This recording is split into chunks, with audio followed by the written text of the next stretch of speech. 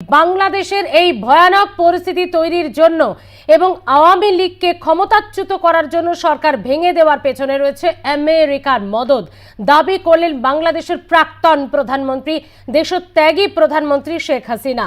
নয়া দিল্লিতে অজিত দোভালের সঙ্গে নিরাপত্তা উপদেষ্টা অজিত দোভালের সঙ্গে বারবার তিনি কথা বলেছেন এবং তার যারা একেবারে ঘনিষ্ঠরা রয়েছেন তার কাছে এই দাবি করেছেন। শুধু তাই নয়, তিনি শেষবার বার্তা দিয়ে আসতে চেয়েছিলেন, সেটাও তাকে দিতে দেওয়া হয়নি। সেখানে এই বার্তা দেওয়ারই চেষ্টা করেছিলেন তিনি। ফের বিস্ফোরক শেখ হাসিনা। ভারত পৌঁছে হাসিনার সঙ্গে যাদের কথা হয়েছে সেই সূত্র মারফতই জানা যাচ্ছে বাংলাদেশের এই ভয়ঙ্কর পরিস্থিতির জন্য এবং আওয়ামী লীগকে ক্ষমতাচ্যুত করতে, সরকার ভাঙতে আমেরিকা এর পেছনে রয়েছে বলে বিস্ফোরক দাবি করলেন শেখ হাসিনা। নয়াদিল্লিতে নামার পরই একাধিকবার জাতীয় নিরাপত্তা উপদেষ্টা অজিত দোভালের সঙ্গে দেখা হয়েছে বাংলাদেশের প্রাক্তন প্রধানমন্ত্রী শেখ হাসিনার। ভারতীয় নিরাপত্তা এবং কূটনৈতিক কর্তাদের সঙ্গে কথা হয়েছে তার। বারবার এই প্রসঙ্গ উত্থাপনের চেষ্টা করেছেন। কর্নেল সৌমিত্র রায় রয়েছেন আমাদের সঙ্গে। কর্নেল রায়, স্বাগত। বাংলাদেশের এই পরিস্থিতির জন্য আমেরিকা দাবি, বিস্ফোরক দাবি করছেন প্রাক্তন প্রধানমন্ত্রী শেখ হাসিনা। আপনি কি একমত? কর্নেল রায়, আপনি হ্যাঁ বলুন প্লিজ। দেখো, একজন প্রাক্তন বলছি দেশের প্রধানমন্ত্রী যদি নিজের ভাষায় এরকম একটা অ্যালিগেশন ইউএস এর এগেনস্টে করে থাকে, তার মধ্যে একটা সত্যতা কিন্তু আমি দেখতে পাচ্ছি। আমি একটু পুরনো ব্যাকগ্রাউন্ড দেব। যদিও আমেরিকার সিআইএ এর যে অ্যাক্টিভিটিস বিশ্ব জুড়ে, তারা অত্যন্ত সিক্রেসি তার মধ্যে বজায় রাখে, কিন্তু কতগুলো জিনিস বেরিয়ে এসছে। You see, there is always a saying, after death is the inquest. আমি মেনশন করতে চাই কি 2012 সালে আমেরিকার সিআইএ তাদের একটা ক্ল্যান্ডেস্টাইন মুভমেন্ট বিশ্বব্যাপী শুরু করেছিল। যে সমস্ত রিজিম আমেরিকাকে মেনে না চলতো বা আমেরিকার সঙ্গে একমত ছিল না, তাদের কিভাবে রিজিম চেঞ্জ করা যায়, এই এক্সারসাইজটার নাম ছিল আরব স্প্রিং। তারা প্রথমে এটা আরম্ভ করেছিল টিউনিসিয়া থেকে ইজিপ্ট, তারপর সিরিয়া, তারপর লেবানন। পুরো এই ব্যাপারটা ঠিক এই ধরনের একটা মুভমেন্ট।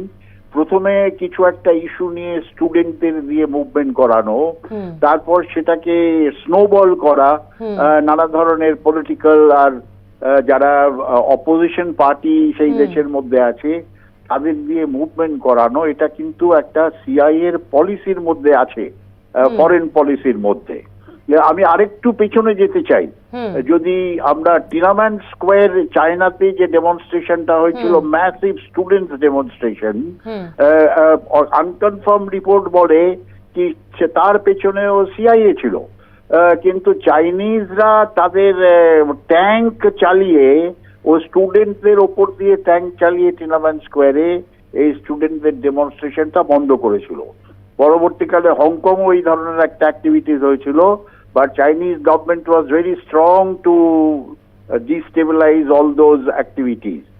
এবারে আসি আমি শেখ হাসিনা যে অ্যালিগেশনটা করলেন, উনি বললেন যে আমেরিকার নাম উনি নেননি, উনি বলেছেন একজন শ্বেতাঙ্গ ওনাকে ইলেকশনের আগে অ্যাপ্রোচ করেছিল যে সেন্ট মার্টিন আইল্যান্ড, যেটা বঙ্গোপসাগরে বাংলাদেশের নিচে, সেই আইল্যান্ডটা যেন আমেরিকাকে দেয়া হয় for a Naval base or N air base.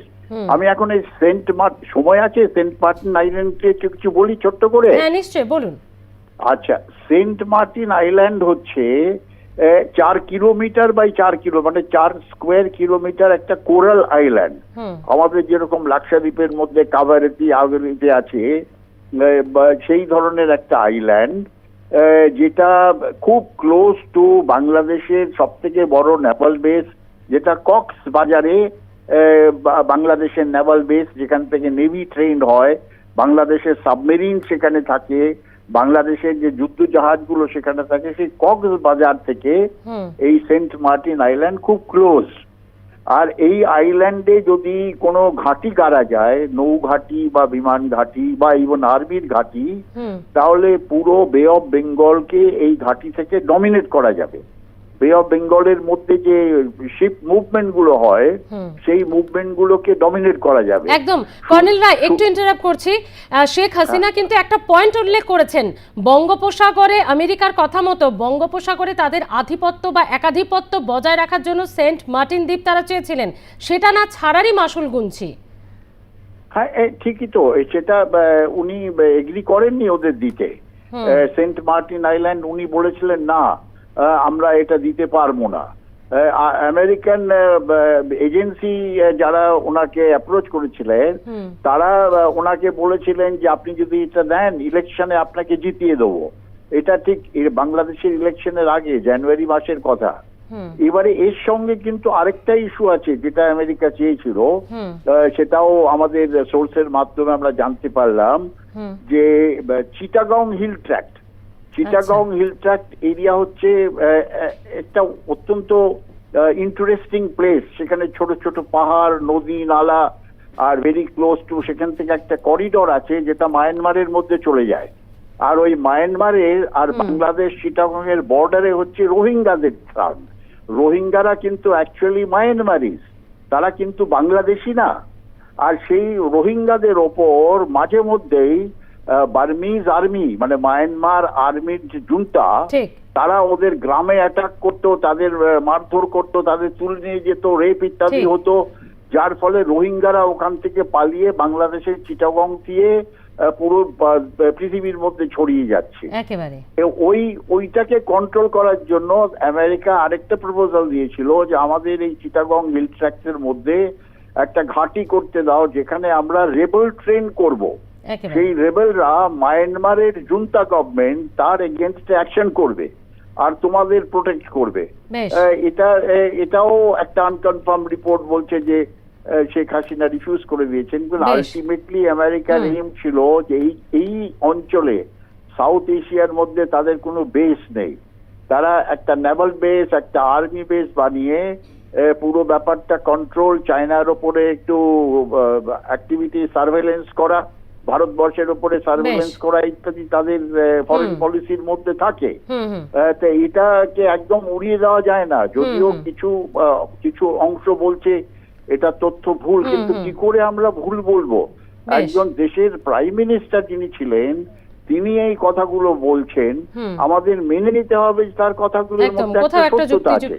বক্তব্য হতে পারে। ধন্যবাদ কর্নেল রায় কথা বলার জন্য।